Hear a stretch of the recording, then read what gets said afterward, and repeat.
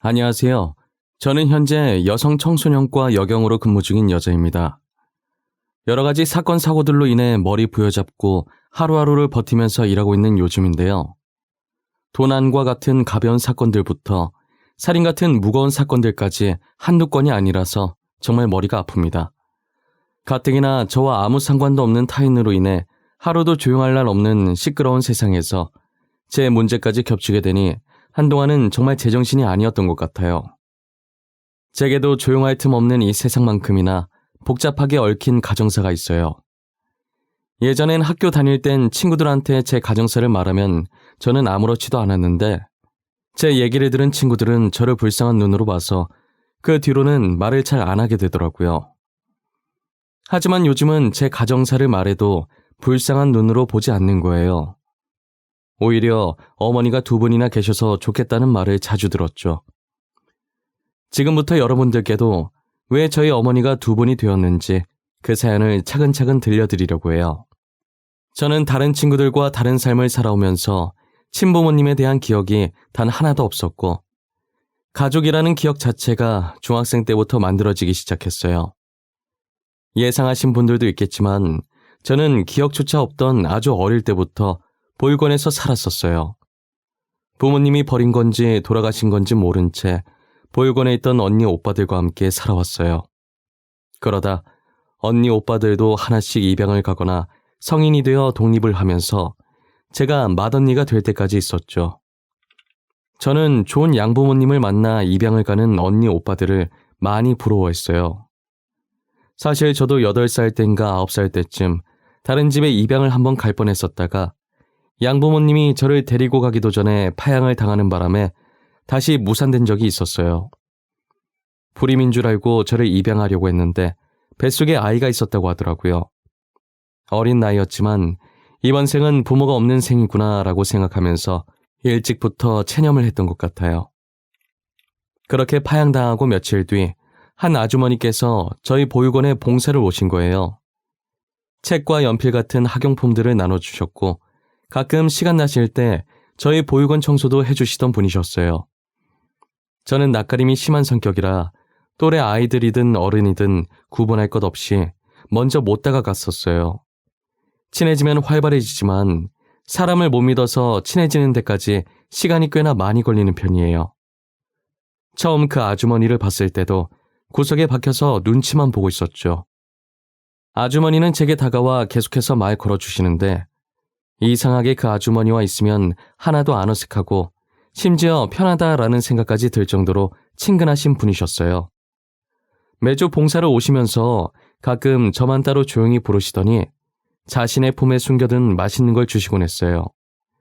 자기 딸같이 느껴진다면서 늘 저한테만 맛있는 간식이나 이쁘고 좋은 것들을 종종 주셨죠. 아주머니는 제가 자기 딸인 것처럼 정말 잘 챙겨주셨어요. 그래서 종종 학교에 있었던 일이나 보육원 언니 오빠들이랑 행복했던 추억들을 아주머니께 말하면서 같이 울고 웃고 했던 것 같아요. 저는 이야기 나누는 것이 좋아서 매주 아주머니 오는 시간만 기다렸어요. 그러다 중학생이 된 지 얼마 안 되었을 때 아주머니와 이별을 하게 된 거예요. 여느 때처럼 아주머니를 기다리고 있었는데 보육원 원장님께서 저를 부르시더라고요. 원장님은 한 손엔 제 가방을 들고 다른 한 손으론 제 손을 잡으며 원장실로 향했어요. 원장실 문이 열리고 처음 보는 아주머니 아저씨가 활짝 웃으면서 저를 반겨주시더라고요. 앞으로 저의 어머니 아버지가 되어주실 분이라고 소개하면서요. 저는 낯선 그분들과 함께 차에 올라탔고 어느 한 으리으리한 주택가에 들어설 때쯤 차가 멈추더니 제가 타고 있던 쪽 문이 열리면서 새아버지가 저를 안아 올리고 집으로 들어가더라고요. 저희가 대문에 가까워졌을 때 정장 입은 남자가 한 명 나오더니 아버지 차에 타서 주차를 하셨어요. 어린 제가 봐도 단번에 알 수 있을 만큼 저희 양부모님들은 상당한 부자였어요. 집으로 들어가는 거리가 꽤 되는데 대문과 집 사이의 정원도 이쁘게 가꿔 있었고 귀여운 강아지 한 마리도 예쁘게 가꿔진 정원을 이리저리 뛰어다니고 있었어요. 강아지도 제가 새 식구라는 걸 알았는지 저를 안고 있는 아버지 곁을 맴돌면서 꼬리를 흔들고 있었어요. 아버지는 웃으면서 저를 내려놓았고 강아지는 저랑 놀고 싶어서 제 얼굴을 마구 핥았어요. 얘 이름은 또리야. 또리 안녕 해봐. 간식 주면 개인기도 할 수 있어. 나중에 간식 줘보자. 그리고 여기는 이제부터 수영이가 우리랑 함께 지낼 곳이야. 나는 아빠, 뒤에 오고 있는 사람은 엄마. 여보, 애 적응할 시간부터 줘야 할 것 같아. 지금 표정 봐, 겁먹었잖아. 우리 밥부터 먹을까? 수영이 갑자기 이렇게 다른지 보니까 무섭지? 차차 적응될 거야. 앞으로 우리 잘 지내보자. 양부모님은 서로 사이도 되게 좋고 제게도 친딸처럼 잘해주시는 분들이었어요. 이렇게 성격도 좋고 가진 것도 많은 분들이 왜 저 같은 아이를 입양했을까 했는데 그분들이 유일하게 가지지 못한 것이 바로 아이라고 하셨어요. 새어머니께서 아무리 노력해도 몇 년 동안 임신이 안 되길래 혹시나 하는 마음에 검사를 받아봤는데 우려하던 대로 자궁 쪽에 문제 있어서 수술 후 불임 판정을 받았다고 하시더라고요. 원래는 양부모님께서 저보다 한참 어린아이를 입양하려는 계획이 있었대요. 그래서 볼건을 쭉 둘러보면서 아이들을 지켜봤는데 저를 보고 이상하게 마음이 끌렸다고 하더라고요. 본인들도 왜 끌렸는지 이유는 모르고 그냥 저한테 마음이 갔대요. 어머니께서 너무 완강하게 저를 데리고 오겠다고 하시는 바람에 아버지도 어머니 의견을 따르셨대요. 그렇게 저는 양부모님의 사랑을 듬뿍 받으면서 자랐어요. 아까 말했듯 낯가림이 심한 성격이라 제가 마음을 열 때까지 가만히 기다려 주셨어요. 엄마, 아빠라고 말이 선뜻 나오지 않아 한동안은 계속 아줌마, 아저씨라고 불렀는데도 왜 자신들한테 엄마, 아빠라고 안 부르냐고 화를 내지도 않으셨죠. 제가 새로운 곳에 적응을 할 수 있게 아무 말 없이 계속 저를 기다려 주셨어요. 어느 정도 적응하고 제가 처음으로 양부모님께 엄마, 아빠라고 불렀을 때의 부모님 표정을 저는 아직도 어제 일처럼 생생하고 절대 잊지 못해요.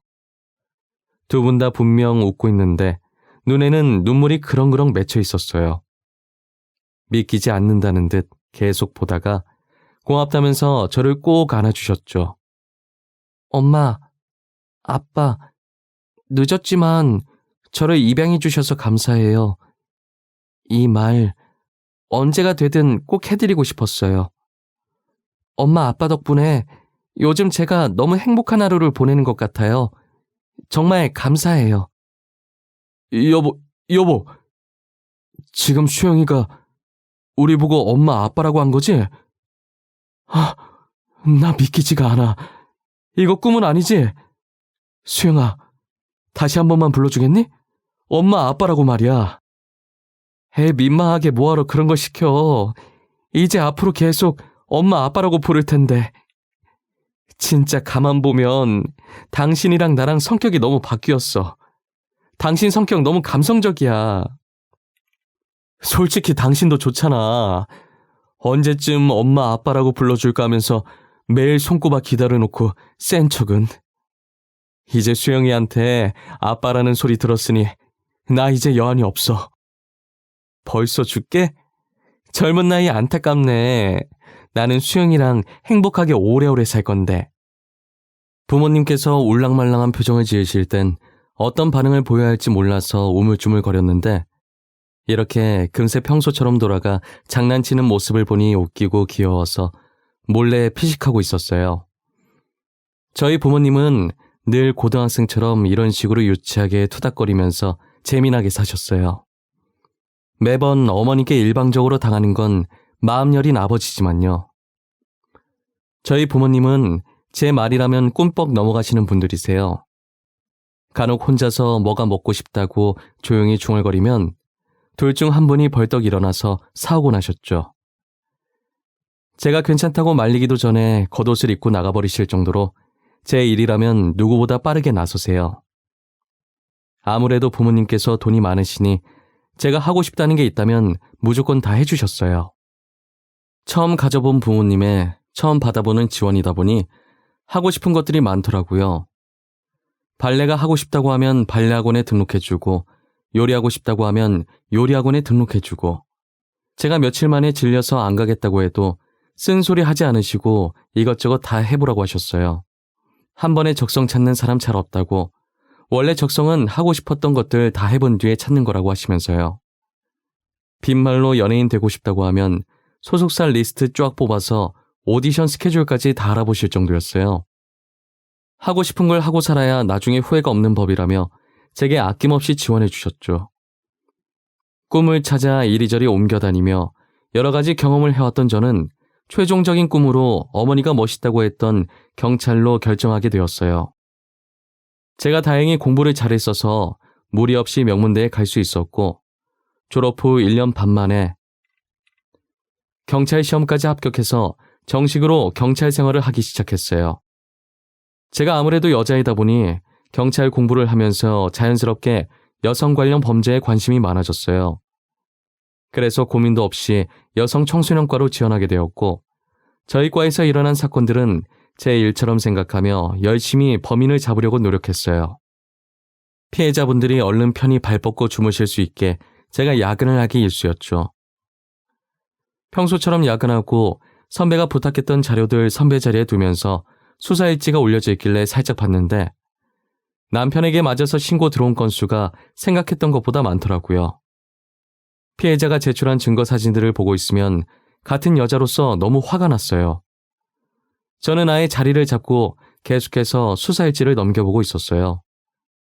한참 보고 있는데 제 귀에 대고 누군가가 뭐하냐고 말하더라고요. 갑자기 들려오는 목소리에 너무 놀라서 저도 모르게 선배 얼굴을 주먹으로 쳐버렸어요. 선배인 걸 확인하고 죄송하다고 머리를 얼마나 숙였는지 몰라요.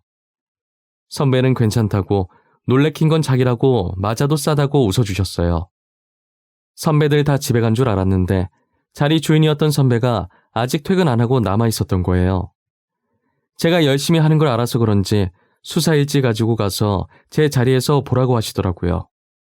자기도 지금 자리에 앉아서 할 일이 있다고 하시면서요. 저는 죄송하다면서 선배 자리에서 일어나 수사 일지를 들고 제 자리로 돌아왔어요. 마저 보고 있는데 2년 전에 일어났던 사건의 피해자 사진이 어딘가 모르게 굉장히 낯익더라고요. 분명 어디서 본 것 같아 기억을 더듬어 보는데 보육원에 봉사 왔었던 아주머니신 거예요. 잠깐만. 이분이 왜 여기에 있지? 분명히 아주머니 맞는데? 너 뭐 보고 그렇게 놀라는 거냐? 왜 혼자서 궁시렁궁시렁거려? 아, 이거? 왜? 혹시 네가 아는 사람이야? 피해자, 가해자 둘 중 누구라는데? 피해자요. 예전에 제가 알고 지내던 아주머니시거든요. 근데 이분이 왜 여기 있어요? 가해자한테 어떤 식으로든 피해를 받았으니까 여기에 있는 거겠지? 다른 분들이랑 똑같아. 가해자인 남편은 지금 교도소에 가 있고 이분도 참 딱하신 분이야. 참 착하신 분이셨는데 집에서는 왜 이런 대우를 받고 계신 건지. 언젠간 아주머니를 다시 만나고 싶다는 생각을 종종 한 적이 있긴 하지만 이렇게 마주할 줄은 몰랐어요. 제 기억 속 아주머니는 한없이 다정하고 착하신 분이셨는데 왜 이런 일을 당하신 건가 안타까웠어요. 아주머니 사진을 빤히 보고 있으니 가슴 깊숙한 곳에서 울컥하는 감정들이 올라왔어요. 아주머니 남편 되는 사람은 몇 년 전에도 한 번 아주머니를 때리고 징역을 산 적이 있더라고요. 진술한 것 보니 출소하고 얼마 안 돼서 아주머니를 보니 괘씸한 마음에 또 손이 올라갔던 것 같아요. 결국 아주머니 남편은 이렇게 주민들의 신고로 또다시 징역을 살게 되었고요. 출소일이 언제인지 보니까 얼마 안 남아서 혹시나 또 이런 일을 당하시게 될까 걱정이었어요. 저는 한 달 동안 야근에 찌들어 있다가 오랜만에 정시 퇴근하고 집에 가는 길이었어요. 정말 간만에 정시 퇴근이라 신나서 손을 바지주머니에 꽂고 콧노래를 부르며 가고 있었어요. 사람 구경하고 차 구경하면서 천천히 걷다가 길 건너려고 신호를 기다리고 있었는데 제 반대편에서 아저씨가 갑자기 어떤 아주머니께 달려가더니 퍽치기를 하고 튀어버린 거예요. 신호 바뀌려면 아직 멀었고 범인 잡으려고 무작정 뛰었다간 저 때문에 운전자들이 피해볼 것 같아서 이러지도 못하고 저러지도 못한 채 발만 동동 구르고 있었어요. 저는 신호가 바뀌자마자 아저씨가 뛰어갔던 방향으로 미친 듯이 뛰어갔어요. 사건 현장이 멀리 있었고 신호 바뀌는 동안 아저씨가 자취를 감춰버려서 도저히 잡을 수가 없었어요. 저는 다시 현장으로 돌아와서 119에 전화를 했고 아주머니 상태를 살폈어요. 머리 쪽에서 피가 나길래 얼마나 다쳤는지 상태 확인하면서 아주머니 얼굴을 봤는데 제가 있던 보육원의 봉사 오시는 그 아주머니신 거예요. 얼굴을 확인하는 순간 너무 놀라서 정신이 멍해지더니 머리가 새하얘지더라고요. 그때 갑자기 아주머니의 사건 일지가 생각났고 아주머니 남편의 출소일이 생각났어요. 휴대폰으로 날짜를 확인해보니 바로 전날 출소를 했더라고요. 저는 아주머니를 이렇게 만든 사람이 남편이라는 걸 본능적으로 직감했어요. 아무런 기척 없는 아주머니의 볼을 살짝 치면서 눈 떠보라고 했지만 머리에 충격을 받아 의식을 완전히 잃으셔서 눈을 뜨실 리가 없었어요. 얼마 지나지 않아 구급차가 도착해서 아주머니를 옮기고 뒤이어 제가 타려고 하자 대원이 제지하길래 경찰이라고 경찰증을 보여준 후에 같이 동승해서 병원으로 향했어요. 제가 환자분 상태를 쭉 봤는데요. 혹시 같이 오신 분은 신희경 환자분 보호자신가요? 아니요, 보호자는 아니고 사건 현장을 목격한 목격자이자 경찰입니다. 제가 보호자께 상태 전달할 테니 환자 지금 어떤지 저한테 말씀해 주실 수 있을까요? 눈으로 봤을 땐 심각한 정도는 아니고요. 머리도 크게 다치지 않아서 걱정할 정도는 아니긴 한데 혹시 모르니 정밀검사를 받아보시는 게 어떨까 싶네요. 입원 수속 밟고 오시면 바로 진행하도록 하겠습니다. 그럼 제가 바로 입원 수속 밟을 테니 정밀검사 좀 부탁드릴게요.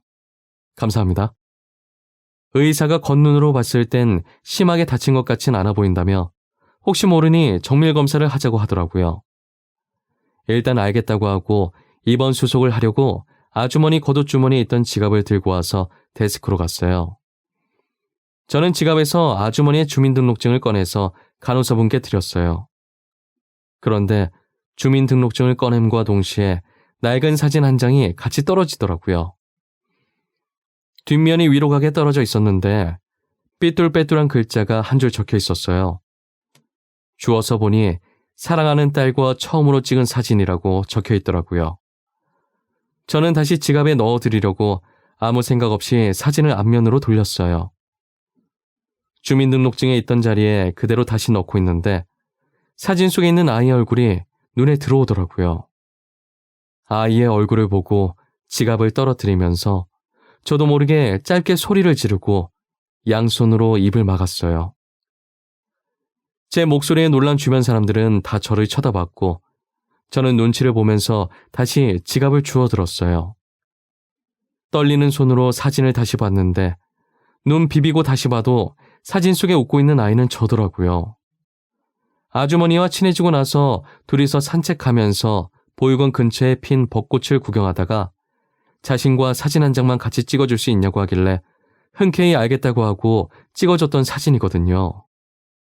저는 다시 글씨가 적혀있는 뒷면으로 돌려서 사랑하는 딸이라는 글자를 손가락으로 매만졌어요. 그러니까 정리하면 사진 속에 있는 사람은 저와 아주머니이고 아주머니가 사랑하는 딸과 찍은 사진인데 거기에 제가 있으니 제가 아주머니의 딸이라는 말이잖아요. 기억에도 없는 제 친모모님 중 한 분이 아주머니였다는 게 믿기지 않았어요. 아주머니가 제 친모라고 하니 보육원에서 저만 이뻐했던 게 납득이 되더라고요. 맛있는 거나 좋은 게 있으면 저를 주려고 숨겨놓던 아주머니의 행동이 이제야 이해가 갔어요. 저는 단순하게 제가 아주머니 눈엔 예뻐 보여서 그런 건 줄 알았는데 자신의 딸이라서 그랬던 것이었어요. 아주머니께서 제게 했던 행동은 어느 정도 이해가 됐는데 왜 저를 다시 데리고 가지 않고 봉사자로 제 옆에 계속 맴돌았는지는 이해가 되질 않더라고요. 분명 제가 자신의 딸인 걸 알고 그렇게 행동했을 것 아니에요. 사진 뒷면에도 떡하니 사랑하는 딸이라고 적혀 있으니 말이에요. 저는 돈이 없어도 잘 집이 없어도 부모님만 있으면 행복할 것 같다고 늘 생각했었거든요. 하지만 아주머니를 원망한 것도 잠시였고 지금 상황을 보니 왜 저를 못 데리고 갔는지 알 것도 같았어요. 저는 아주머니가 누워 계신 병실에 앉아 한숨을 쉬면서 사진을 계속 뚫어져라 보고 있는데 의사가 다시 들어와서 검사 결과를 말해주시더라고요. 검사를 다 해봤는데 다행히 머리에 살짝 찢어진 것 외엔 아무런 이상이 없네요. 아마 곧 있으면 의식을 차리실 겁니다. 그래도 혹시 모르니 며칠 입원하면서 경과를 지켜보도록 하죠. 진짜 아무런 이상이 없는 건가요? 감사합니다. 정말 감사합니다. 아주머니, 일어나 보세요. 언제까지 주무실 거예요? 걱정되게. 아주머니. 수영아, 우리 수영이 평소엔 꿈에 나오라고 해도 잘 안 나오더니 엄마 아프니까 이렇게 꿈에 나온 거야? 우리 딸 때문이라도 정신 차려야겠네. 아주머니는 의사가 나가고 얼마 안 지나서 바로 눈을 뜨셨고 바로 저를 알아보시더라고요. 살이 많이 빠져서 그때랑 얼굴이 조금 바뀌었는데도 핏줄이라 그런지 한 번에 알아보셨어요. 아직은 정신이 완전히 돌아온 게 아니라서 꿈인 줄만 알고 계시더라고요. 힘이 없어서 제대로 들지도 못하는 팔을 뻗어서 제 얼굴을 매만지며 딸이라고 말하는 거예요. 그러더니 다시 눈을 감으시는데 이상한 감정이 들어서 그대로 병실을 나와버렸어요. 자판기에 음료수를 하나 뽑아들고 복도 의자에 앉아 머리를 벽에 기대 천장만 빤히 바라보고 있었어요. 나를 이뻐해주던 아주머니를 이런 상황에 다시 만난 것도 당황스러운데 게다가 그분이 제 친어머니라니 머릿속이 너무 복잡했어요. 저는 음료수를 비우고 차마 아주머니 병실에 다시 들어가지 못하고 곧장 집으로 갔어요. 그날 잠을 어떻게 잤는지도 모를 정도로 한참을 설치다가 겨우 잠들었어요. 음료수를 한 박스 사들고 다시 아주머니 병실을 찾았어요. 제가 경찰이 된 이후로 뭐든 확실하게 하고 넘어가야 하는 성격으로 바뀌어버려서 아주머니께 직접 사실을 확인받고 싶었어요. 아주머니는 완전히 정신을 차린 상태였고 병실 문을 열고 들어오는 저를 보고 엄청 반가워하시더라고요. 당연히 자신의 딸이 아닌 보육원에 있던 아이로 대하셨어요. 어머, 수영이 아니야? 이게 얼마만이야? 살 엄청 빠졌네? 못 알아볼 뻔했어. 근데 여긴 어쩐 일이야? 내가 여기 있는 건 어떻게 알았어? 아주머니 사고 난 거 제가 목격했어요. 아주머니를 여기까지 모시고 온 것도 저고요. 몸은 괜찮으세요? 어디 불편한 곳은 없으시고요? 아, 수영이가 나 여기까지 데리고 온 거야? 너무 고맙네. 어떻게 은혜를 갚아야 할지. 몸은 괜찮아. 찢어진 부위만 살짝 아픈 거 말곤 다 괜찮아. 아, 다행이네요. 아주머니. 제가 아주머니께 한 가지 여쭤볼 게 하나 있는데요. 혹시 실례가 안 된다면 여쭤봐도 괜찮을까요? 그럼 괜찮지. 무슨 일인데 그래? 심각한 거야? 표정이 되게 비장해 보이네. 아주머니가 제 친엄마라는 거 알고 있어요. 어제 알긴 했지만요. 이게 진짜인지 확인받고 싶어서요. 진짜 아주머니께서 제 친엄마세요? 제 말에 아주머니의 웃던 얼굴이 점점 굳어져 갔고 눈동자가 흔들리기 시작했어요. 아주머니는 입을 열 듯 말 듯 하면서 말하기 망설이고 있다는 게 제 눈에 보이더라고요. 저는 말하기 힘드시면 억지로 말할 필요 없다고 하면서 가지고 온 음료를 냉장고에 넣었어요. 마지막 음료수를 넣고 있는데 결심을 하신 건지 다 말해주겠다고 하시더라고요. 아주머니께서는 숨을 한번 크게 들이마시더니 입을 떼시더라고요. 21살의 젊은 나이에 첫 연애를 하고 첫 남자친구와 사고를 쳐서 저를 가졌다고 하시는 거예요. 친부라는 사람은 아주머니께서 자신의 아이를 임신했다는 소식에 유학을 떠나버렸고 이미 아주머니는 배가 조금 나와 있는 상태라 수술이 힘들어서 하는 수 없이 낳기로 결정하셨대요. 친부 집안이 잘 사는 집안이라 저를 지켜줄 수 있을 줄 알았는데 유학 핑계로 도망을 가버린 거죠. 아주머니 집안은 가난해서 혼자서는 아이를 키울 능력이 없었고 그렇다고 딱히 다른 방법이 있는 게 아니니 어쩔 수 없이 저를 보육원에 맡겼다고 하더라고요. 형편이 나아지면 저를 다시 데리고 가려고 했는데 형편이 나아질 기미가 보이지 않았고 계속 제자리 걸음이어서 봉사를 핑계로 제 옆을 서성거렸다고 하셨어요. 보육원에 봉사하러 다닌 지 1년 정도 됐을 때 나이가 좀 있는 사람과 결혼하게 되었는데 매일같이 술을 마시고 난폭하게 굴었다고 하더라고요. 그래서 저를 데리고 와봤자 저도 같이 힘들어질 것 같아서 데리고 오는 것을 포기했던 거죠. 그렇게 옆에서 지켜볼 수 있는 것만으로도 감사하다 생각했다고 하더라고요. 그러다 제가 지금의 양부모님 집에 입양을 가는 바람에 또 헤어지게 된 거죠. 아주머니는 그동안 있었던 일들을 말씀하시면서 많이 우셨어요.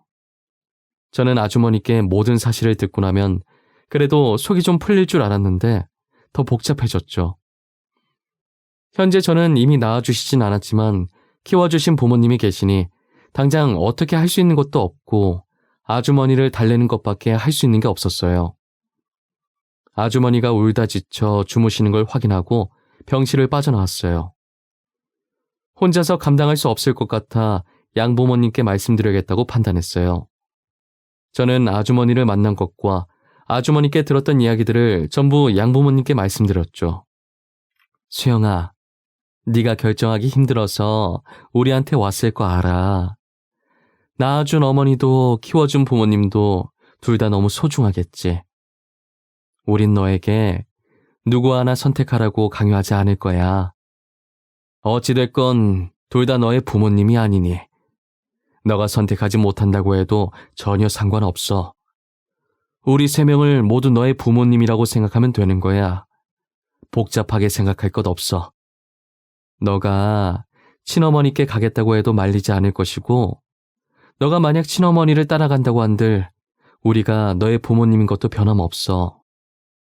냉정하게 들릴지 모르겠지만 저는 엄마 아빠와 더 정이 많이 들었고 엄마 아빠 말고 다른 분을 부모님이라고 생각한 적이 없어요. 지금도 마찬가지고요. 애초에 저를 버렸던 분이니까요. 버렸다고 말하면 안 돼. 어머니도 어쩔 수 없이 그랬던 거잖니. 그런 말하면 안 되는 거야. 그리고 지금 어머니 집에 돌아가 봤자 똑같이 당할 것 같은데 우리 집으로 모시는 게 어떠니? 그래, 어머니 우리 집으로 모시는 게 낫겠다. 퇴원했다가 또 당하면 어떡해. 저희 부모님은 남는 방 있다고 선뜻 어머니를 모시고 오라고 하시더라고요. 친어머니와는 남인 부모님도 이렇게 마음을 쓰시는데 제가 너무 어리석었다고 생각했어요. 제가 눈물을 흘리니까 이렇게 이쁜 딸 낳아줘서 고맙다는 답례라면서 울지 말라고 하더라고요. 태어나게 되면 꼭 집으로 데리고 오라고 신신당부를 하셨어요. 그리고 저는 부모님 말처럼 친어머니를 퇴원시키고 저희 집으로 데리고 왔어요. 친어머니는 못 들어가겠다고 입구에서 버티고 계셨고 양어머니께서 들어와도 괜찮다며 친어머니 팔을 잡고 끌어서 억지로 데리고 왔어요. 현관에서 신발도 못 벗고 안절부절 못하며 서 있자 양어머니는 그런 친어머니를 보고 따스히 안아주면서 그동안 고생 많았다고 이제 짐 덜어놓으시라고 하셨어요. 양어머니의 말에 친어머니는 눈물을 흘리셨고 친어머니 우는 소리에 양어머니도 같이 우셨어요. 앞으로는 이곳에서 계속 지내시라고 집에 다시 가실 필요 없다고 하셨죠. 친어머니가 양어머니를 품에 떼어내고 무슨 소리 내는 듯 쳐다보니 양어머니가 살짝 웃으시더라고요. 앞으로 여기서 저희랑 같이 지내면 돼요. 조만간 이혼 처리되실 거예요. 그리고 그 나쁜 놈 숨어서 못 잡고 있다면서요. 그놈 어디 있는지 저희 남편이 찾았어요. 곧 잡힐 거예요.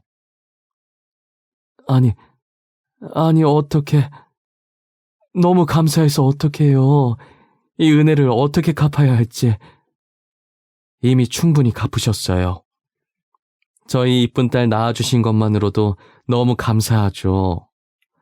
오히려 저희가 어머님께 갚아야 하는걸요. 그러니 어머님 집이라 생각하고 편히 계세요. 그렇게 저희 부모님과 저, 그리고 친어머니까지 한 집에서 같이 살게 되었어요. 친어머니는 이대로 빌부터 살 수 없다고 집안일을 자처하시더라고요. 부모님이 괜찮다고 말려도 봤지만 친어머니께서 너무 완강하게 나오셔서 어쩔 수 없이 그렇게 하라고 했어요.